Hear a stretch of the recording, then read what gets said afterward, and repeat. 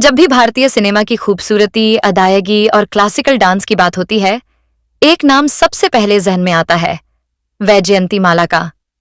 एक ऐसी अदाकारा जिन्होंने न सिर्फ सिनेमा को अपनी अदाओं से सजाया, बल्कि भरतनाट्यम जैसे शास्त्रीय नृत्य को भी नई पहचान दी। दक्षिण भारत की इस डांसिंग क्वीन ने बॉलीवुड पर ऐसा जादू चलाया कि आज भी उनकी झलक लाखों दिलों की धड़कन बढ़ा देती है।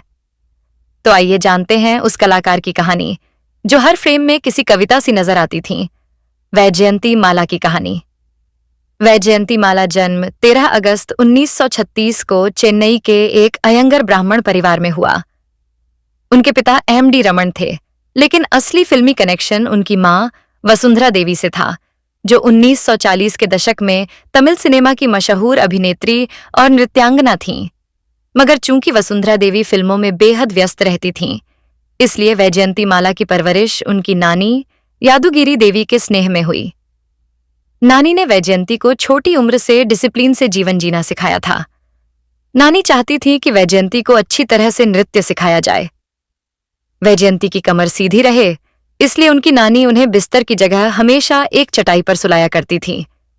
छोटी उम्र से ही वैजयंती की नृत्य शिक्षा शुरू कर दी गई थी। स्कूली पढ़ाई के साथ साथ वैजयंती भरतनाट्यम की शिक्षा भी ले रही थी। वैजयंती महज 4 साल की ही थी जब साल 1940 में अपने माता पिता के साथ ये इटली की राजधानी रोम गई और वहां सर्वोच्च ईसाई धर्मगुरु पोप के सामने इन्होंने भरतनाट्यम की एक प्रस्तुति दी थी। 15 साल की उम्र तक वैजयंती भरतनाट्यम में पारंगत हो चुकी थी। भरतनाट्यम के अलावा कर्नाटिक संगीत में भी वैजयंती ने दक्षता हासिल की थी। इसी उम्र में ही वैजयंती को फिल्मों में काम करने का पहला ऑफर आया भी था। वैजयंती के मामा वाई.जी. पार्थस्वामी भी फिल्मों से जुड़े थे। वे न केवल एक एक्टर थे, बल्कि तमिल नाटक लेखक भी थे। यही वजह है कि तमिल फिल्मी शख्सियतों का वैजयंती के घर आना जाना लगा रहता था। अपने नृत्य कौशल से 15 साल की उम्र तक वैजयंती तमिलनाडु में बढ़िया नाम कर चुकी थी। इसलिए उस दौर के दिग्गज तमिल डायरेक्टर एम.वी. रमन ने वैजयंती को अपनी फिल्म वजकई में काम करने का ऑफर दिया, लेकिन इनकी नानी ने इनके फिल्मों में काम करने पर सख्त ऐतराज जताया। उन्हें फिक्र थी कि अगर वैजयंती फिल्मों में काम करने लगी तो उसका नृत्य और पढ़ाई छूट जाएंगे। मगर जब डायरेक्टर एम.वी. रमन ने नानी को भरोसा दिलाया कि फिल्मों में काम करने से वैजयंती की पढ़ाई नहीं छूटेगी और डांस के चलते उनकी लोकप्रियता चौगुनी हो जाएगी, तो नानी ने वैजयंती को फिल्म साइन करने की छूट दे दी। इस तरह साल 1949 में वजकई फिल्म से वैजयंती का फिल्मी सफर शुरू हो गया। अगले साल यानी 1950 में वैजयंती ने जीविथाम नाम की एक तेलुगु फिल्म में काम किया और फिर साल 1951 में आई वो फिल्म जिसने वैजयंती माला को हिंदी सिनेमा में एक जबरदस्त और मजबूत शुरुआत दिला दी।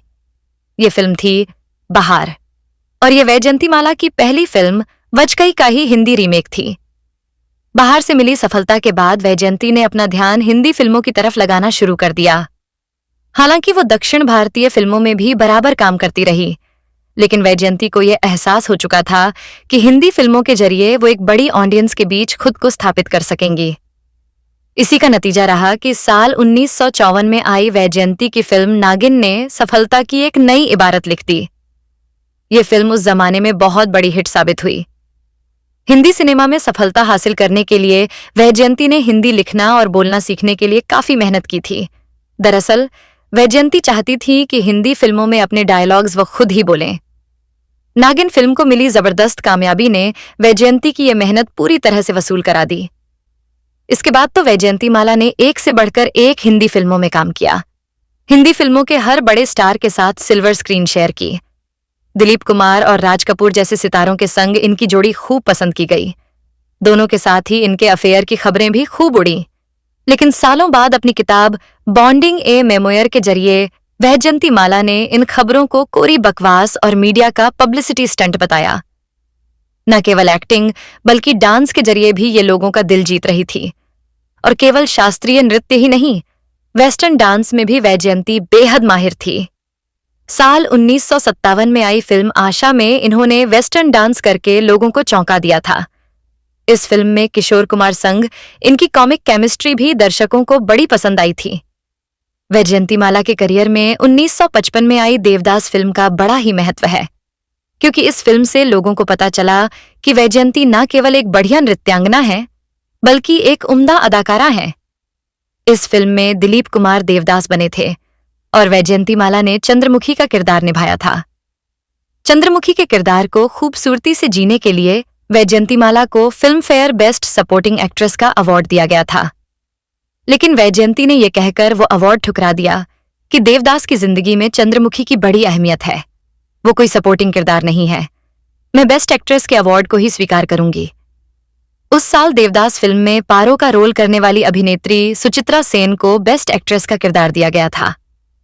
वैजयंती को मिले अवार्ड्स की बात करें तो साल 1961 में आई फिल्म गंगा जमुना और 1968 में आई फिल्म संघर्ष के लिए Bengali film journalist association award दिया गया था। फिल्म गंगा जमुना के लिए ही वैजयंती को फिल्म फेयर अवार्ड भी मिला था। इसके अलावा साधना और संगम के लिए भी वैजयंतीमाला ने फिल्म फेयर अवार्ड्स अपने नाम किए थे। साल 1996 में फिल्म फेयर ने ही वैजयंती को लाइफ टाइम अचीवमेंट अवार्ड भी दिया था। साल 1982 में वैजयंती को संगीत नाटक अकादमी अवार्ड भी दिया गया था। साल 1968 में भारत सरकार ने भी वैजयंती को पद्मश्री पुरस्कार से सम्मानित किया था। वैजयंतीमाला की निजी जिंदगी की बात करें तो इन्होंने डॉक्टर चमनलाल बाली से शादी की थी। चमनलाल बाली राज कपूर के पर्सनल फिजिशियन थे और पहले से शादीशुदा थे। पहली शादी से उनके 3 बेटे भी थे। वैजयंतीमाला और चमनचाल की मुलाकात का किस्सा भी बड़ा दिलचस्प है। एक दफा वैजयंती कश्मीर में डल झील पर किसी फिल्म की शूटिंग कर रही थी। एक सीन के दौरान वैजयंतीमाला डल झील में गिर पड़ी और बीमार पड़ गई। उन्हें तत्काल मुंबई लाया गया। इत्तेफाक से वैजयंतीमाला का इलाज डॉक्टर चमनलाल बाली ही कर रहे थे। इलाज के दौरान वैजयंतीमाला और डॉक्टर चमनलाल बाली की दोस्ती हुई और फिर दोस्ती प्यार में बदल गई। डॉक्टर चमनलाल ने अपनी पहली पत्नी को तलाक दे दिया और फिर वैजयंतीमाला डॉक्टर चमनलाल बाली ने शादी कर ली। इस तरह वैजयंतीमाला बन गई वैजयंतीमाला बाली। वैजयंतीमाला का एक बेटा है जिसका नाम है सुचिंद्र बाली और वो भी एक एक्टर है। सुचिंद्र बाली साउथ फिल्म इंडस्ट्री का एक बड़ा नाम है।